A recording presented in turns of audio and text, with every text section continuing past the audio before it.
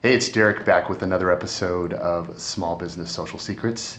And today we have the lovely Lauren Friedman from Adobe Social. Hi, Lauren. How you doing? I'm great. How are you? I'm doing good. Good. So we wanted to chat with you a little bit about what's troubling our audience, which is kind of this new social thing.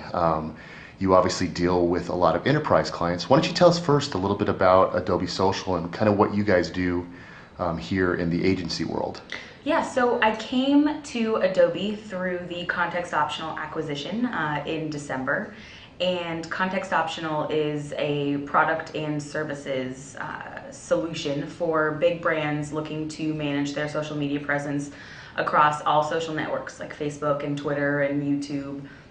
And now that we work with Adobe, we have a lot more tools at our fingertips to use to publish, to moderate, and to measure social media success.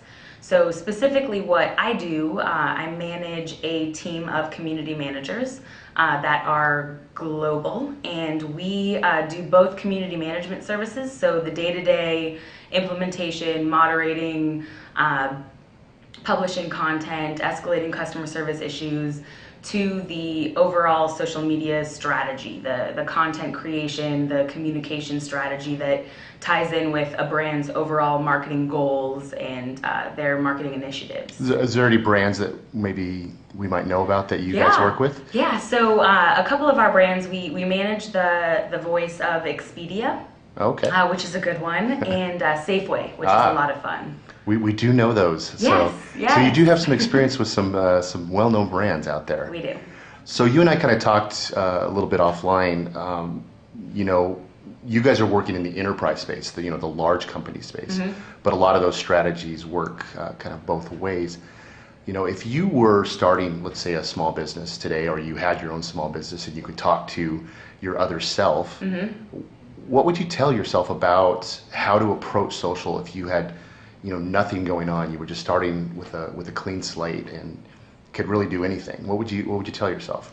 I think the most important thing to remember about social media is its roots, which are that social media are friends talking to other friends, and that word of mouth marketing is the most powerful kind of marketing that a brand, whether they're big or small, can embrace.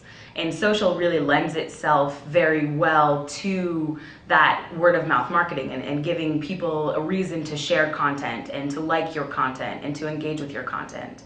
So it's about creating content that is shareable and is likable, but is also humanized, and to never lose. Well, let's riff on that for a little Yeah. bit. What do you mean by humanized? Because a lot of people that are going to be watching this might not understand what exactly that means. Yeah, so I think that one of the biggest challenges that brands face when they first start getting into social media is, what do I say? What do I talk about?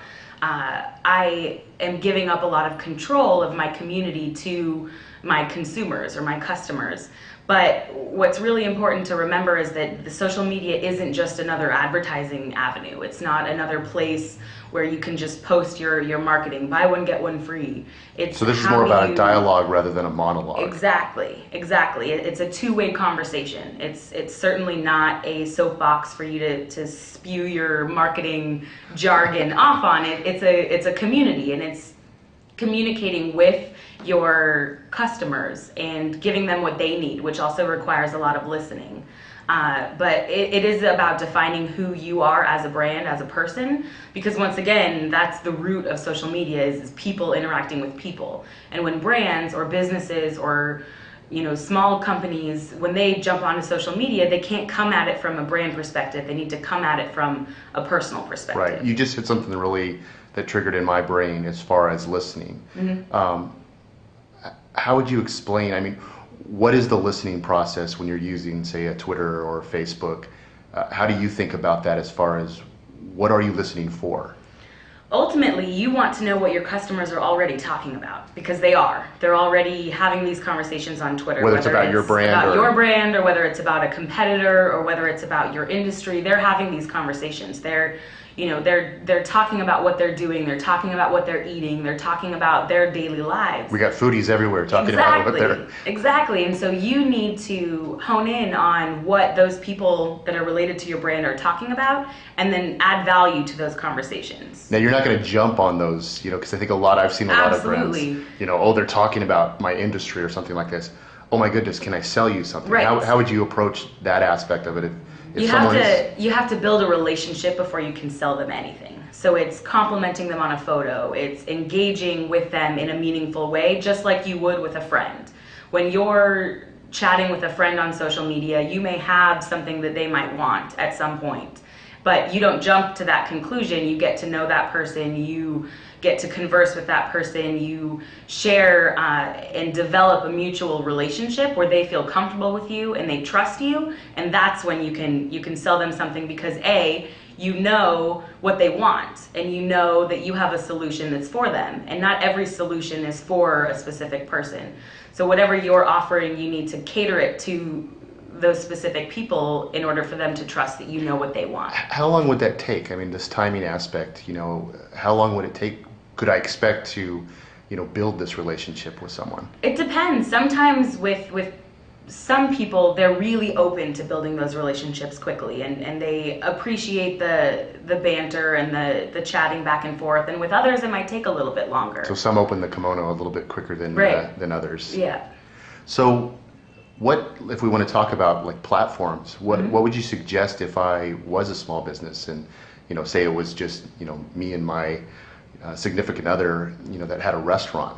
What should I focus on? What platforms? It depends on what your business is offering. So Facebook isn't for everyone, and I think that that's a big trend, is that, oh, I just started a business, I better get on Facebook, or oh, I just started a business, I better get on Twitter.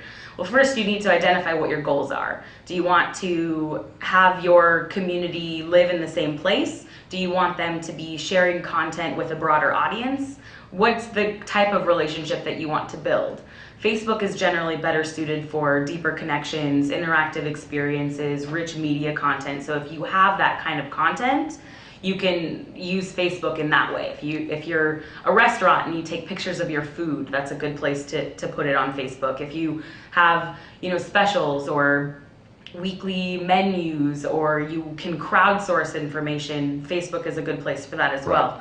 But Twitter is also great for getting that message out there. If you're a food truck, Twitter is for you, because you want people to follow you. We'll be on the corner of... Right, and it's quick, it's snippets of information, where Facebook you can really tell a bigger brand story. Right, so I guess I'm hearing from you, I need to have a strategy. I need to think about this before I just jump on there. Absolutely.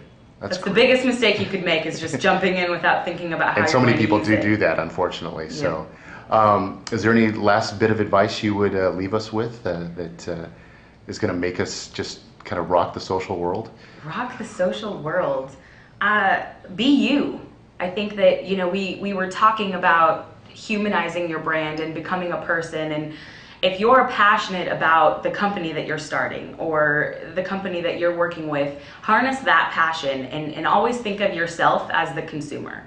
So here on my team, we always come from a user perspective. What would I like? What would I engage with? What's valuable to me?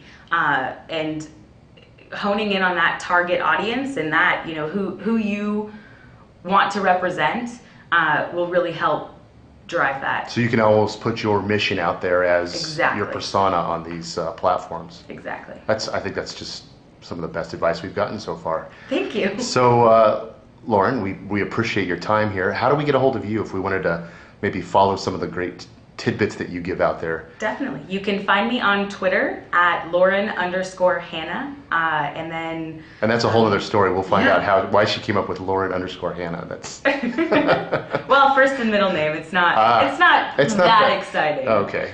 And Lauren was already taken, unfortunately. Well, thank you so much for your time. Thank you. And we just hope you have continued success, not only professionally, but personally too. Thank you very much. Thanks, Lauren.